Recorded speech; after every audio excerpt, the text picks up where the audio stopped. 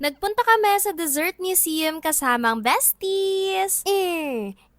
Mother's Day celebration nga namin na to together and isi-share na din namin sa inyo itong great news na moms are free pala sa Dessert Museum. Just bring a paying companion and take note, pwede ito for online bookings and advance reservations only. Hindi po siya applicable for walk-ins. At ito pa, available yan for the whole month of May. O diba? Happy Mother's Day po sa lahat ng nanay! After checking our reservation, dumiretso na nga kami sa loob at ito nga'y bumungad sa amin, the donut room! Ang saya pa kasi magsa-slide ka para makababa. Nako, if mahilig kayo mag-picture-picture, ginawa talaga tong Dessert Museum para sa'yo. Interactive din nga, may mga pag-games pa. Nako, itong mga bata, gulong-gulo sila, ang dami nila nakikita, kaya nagtatakbuhan nga. Diyos mio, tignan nyo naman si Little Donya, super excited. Dire-diretso pala sila dun sa next room after nung sa donut room. Kaya ayan, kami nila ni Daddy B yung nag-picture-picture dito. Super ganda nga din ng mga nakuha kong pictures dito sa next room. I think this is the cotton candy room kasi may cotton candy silang binibigay dito. Sobrang cute nga, nag-aabang si Sophie for her turn. First time din pala niyang makatikim ng cotton candy and parang hindi niya nagustuhan yung lasa. So ayan, pwede din siya maging prop sa inyong pictorial. Ganun kasing ginawa namin. So the more na masulit kapag makakain nyo siya, diba? So ayan, meron ulit mga games dito. Very interactive nga. Habang ang nanay tuloy sa pagpipicture-picture, o diba? Diyos mio, tas ito na nga, may dadaanan ng mga ganito. Eh, iniisip ko that time, baka kainin pa ni Sophie tong cotton candy. Kaya bit ko din. Tapos ayan na nga, na-stuck na nga ako sa loob. Dumikit-dikit na nga yung cotton candy dito. O diba, napakagaling ng asawa ko. Ipa-search and rescue muna ako, please. Tawa na lang ako ng tawa dyan. Hanggang sa'yo, nahanap ko naman yung liwanag eventually. So, ito na yung itsura nung kabilang side. Nag-moment nga kami dito ni Daddy B. O diba, bagong kasal yarn. Aba, Mother's Day, dapat lang sweet, diba? Super cute nga din itong flowery van. And then dito, pwede mo i-style yung sarili mo. Cute nga, sakto. May maliit na shades, tsaka malaking shades. Parang pang mom and baby talaga. Dahil nga dyan, nag-posing nga kami dalawa ni Sophie. O diba, marunong na yung anak ko. Try niya nga din tong candy chair, tapos magsasot ng crown, kaya nag-wave siya. At ayan, tinry ko nga din dito. Kasi hindi talaga ako makapagseryoso, no? Naging cutie na nga ng Laguna. And then sabi ko kay Daddy B, picture tayo dito. Kahit anong mangyari, pick me, ha? Pero hindi, may game kasi yan dito sa likod. Parang sasakay ka doon, tapos kukuha ka ng mga bola. Next room is the banana room. Kaya ayan, naging monkey na nga ang Mami Binyo. Ay, naku, muntik pa matumba sa kalikutan ko. O diba, hindi na nadala talaga.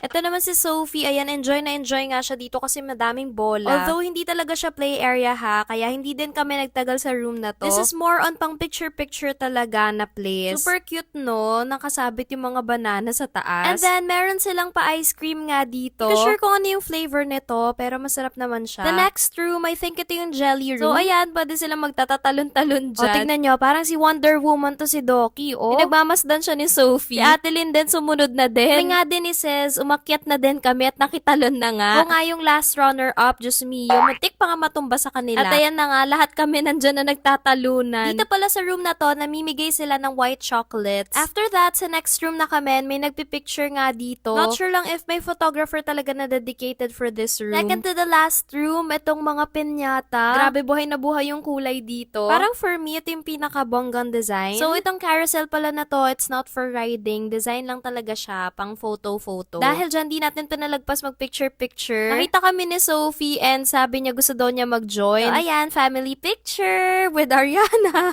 At ito na nga yung last room natin. Bago kami pumunta, ito pala yung picture na napakita ko kay Sophie. Kaya yan, excited siya sumakay dito. So guys, that's it for our Dessert Museum tour. Paglabas ninyo, meron silang store dito and connected nga yan sa Bake Bee PH. At dahil dyan, we're challenging you to bake a cupcake with us. Oh, can you guess sinong character itong ginawa namin? Lab Lab!